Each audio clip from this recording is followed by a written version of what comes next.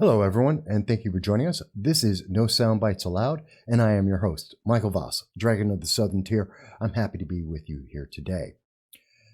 It's been interesting the last couple of days, and it's something that's really troubling when we watch books being purged and banned. It's amazing, but there's something really scary about that I want to discuss with you that isn't being discussed in the rest of the media. Now, before we get started, if this is the first time that you're seeing the channel, thank you for joining us. And we do long-form political commentary. And every week on Sunday at 2:30 p.m. Eastern Standard Time, we do a live stream with you. We're on YouTube, Facebook, Twitter, as long as the internet overlords allow. We speak to you, taking your chat, your text, your phone calls, talking about the issues that matter to everyone in the entire world. And that's because we believe in free speech. So we look forward to seeing you every Sunday at 2:30 p.m. Eastern Standard Time to join us in our live stream. Now, let's talk about the book burning that's going on. And I do mean book burning, because that's the equivalent of what we're seeing right now. The book ban, it's a book purge. It's something that's been going on easily since June of 2020. In fact, it was in June of 2020 that we last had a conversation about it. In our video, Purge of Media is Modern Book Burning, we mentioned this.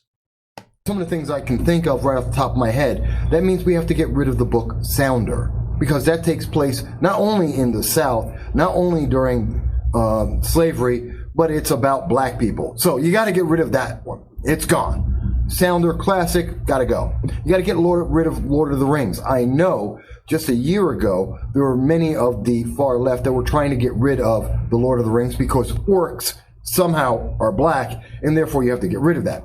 Fantasy world, non-existent, created a whole new world, but of course, orcs are somehow black, so we have to get rid of that. So that's gone. We have to get rid of the Wizard of Oz. Yes, the Wizard of Oz. Why? It has monkeys in it. Got to get rid of that one. That's gone. No more Wizard of Oz. What other films do you think have to go? What other movies do you think have to be removed? Well, I'll tell you one more. Night of the Living Dead.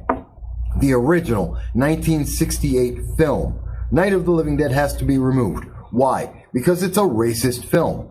It deals with racism. The black guy dies. Matter of fact, by the way, every horror film, just about every horror film that ever existed, you got to get rid of all of them because the black person dies in all of the films. The first one, usually. So you got to get rid of all of them because that's obviously racist too. But getting back to my point, Night of the Living Dead, you've got to get rid of that film because it is specifically about racism against black people. And the black guy at the end dies. Now, spoiler alert on a 1968 film, it's supposed to be about racism. He's making a comment on racism. And so we went on beyond that point to talk about it. And in fact, one of the things we did mention at the time is we asked people, what do you think would be other books, other media out there, whether it's a film, whether it's a book, whether it's anything? What else would be purged? What else would be removed? Well, we have one of our responders mention Blazing Saddles, Strange Fruit, The Boondocks. And the quote was, quote, wherever they begin by burning books, they will also, in the end, burn human beings. Heinrich Heine. It's a powerful statement. It's an accurate statement, in fact, because that's what we have seen historically every single time. And now we see that happening today. Now, even before we got to what happened on March 4th, let me go over with you something that we heard that was going on at Binghamton University. And this was in Binghamton University, and I want to bring you to, and let me bring that up for you here. This is Binghamton University, the Pipe Dream.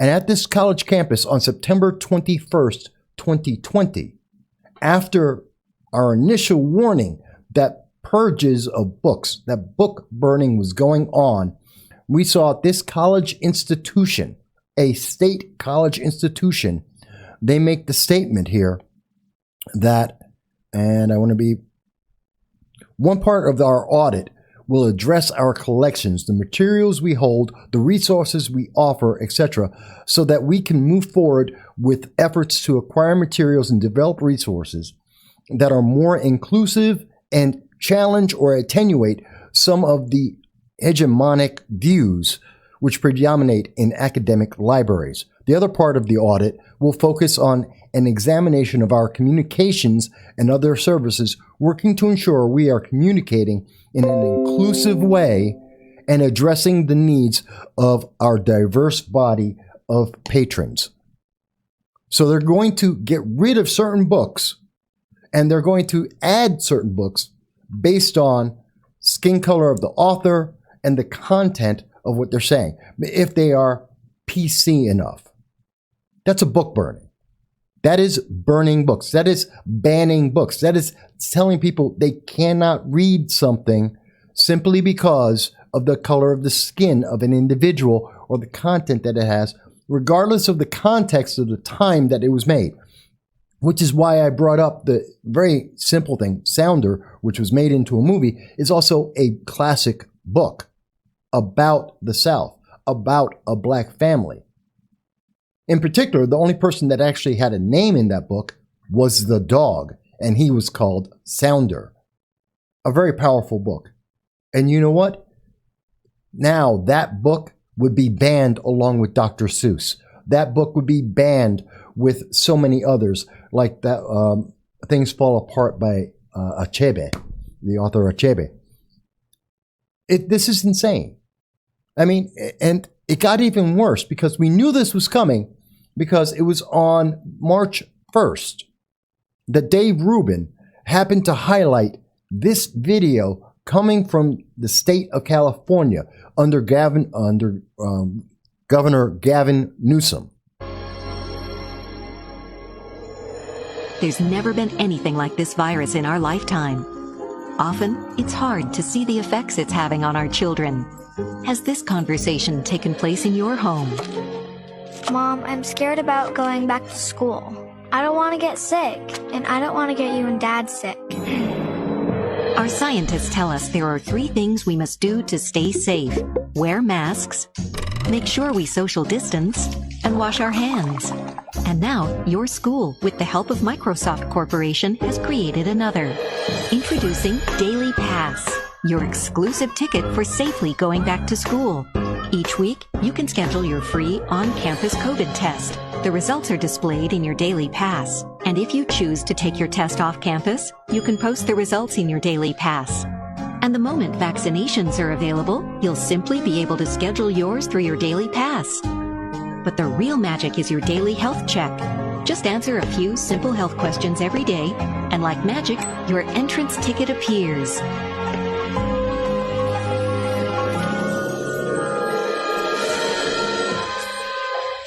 Welcome back.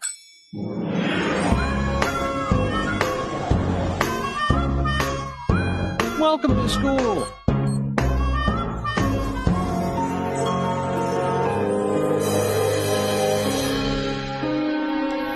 This should be terrifying to everyone, that we are training our kids.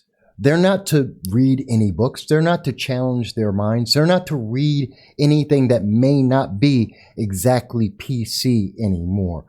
No. What they have to do is they have to follow what they are told. Be terrified. Be afraid of any ideas, any concepts, any questions.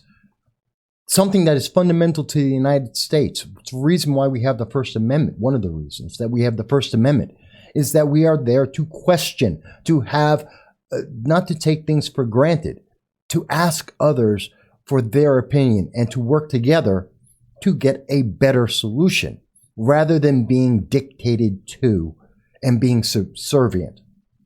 But what we've seen is, as I said, we've seen it in June. We've seen it in September. We saw it in 2021 on March 1st.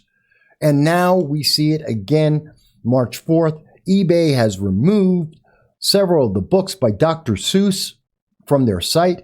They are banning people from being able to have Dr. Seuss. This is extreme and insane because some people might be upset by a book from 1964. From 1964.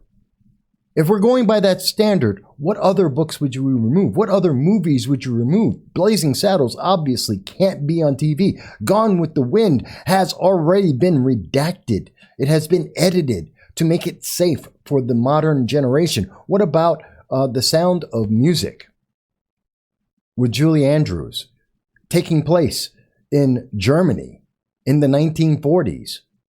What about Schindler's List? We can't talk about that either because there are negative things that are happening. Some people might be offended by that. Oh my God. There are so many texts and books. And I can tell you that right now on eBay, people are rebelling. And this is the value that they place on this. Dr. Seuss is so important to so many people that they are offering it $25,000, $17,000, $15,000, $10,000. Keep going down the line. Thousands of dollars for this one book. Now, there are more practical prices, but I want you to show you. This is how much people value this. That they think it is because it is being banned, because it is being purged. I was wrong. It was reprinted in 1964. It was written in 1937 with the mindset in 1937. And that book is valued at $25,000, $15,000, $10,000. But you know what? I had to ask myself, what are some of the things that we do see that is available? What are the books that progressives are more than willing to allow to be in colleges, that they are willing to allow to be sold on eBay? What is it that they want people to read about, that they want you, that it's okay to take part of? That's an interesting question. And I looked it up. You know what's available? Mein Kampf. If you go to Binghamton University, that is out there burning books right now because of potentially offending some people, still has in its possession and makes available to its students Mein Kampf, which I'm pretty sure many of the Jewish students would find it offensive. Most people who are not racist would find that book offensive. You can also buy it for $500 on eBay, or $100, or $39 for a reprinting of it. So it's not quite as highly valued. It's not that important. But the progressives aren't trying to stop you from being able to read that book. Let me ask you, in the colleges, did you know that you can get the Communist Manifesto? That's perfectly okay. It's perfectly fine for students to read about the Communist Manifesto, responsible for over 60 million Soviet citizens being killed over decades. 60 million minimum. And that book is perfectly fine, even though there are some people who find it to be entirely offensive, as well as politically, as well as personally dangerous. But that book's okay. And by the way, you can buy that book, 900 rare copy, for $950 on eBay. But you can buy that book. It goes down $90, $85, $65. Wow, this book is a huge discount. But what about China?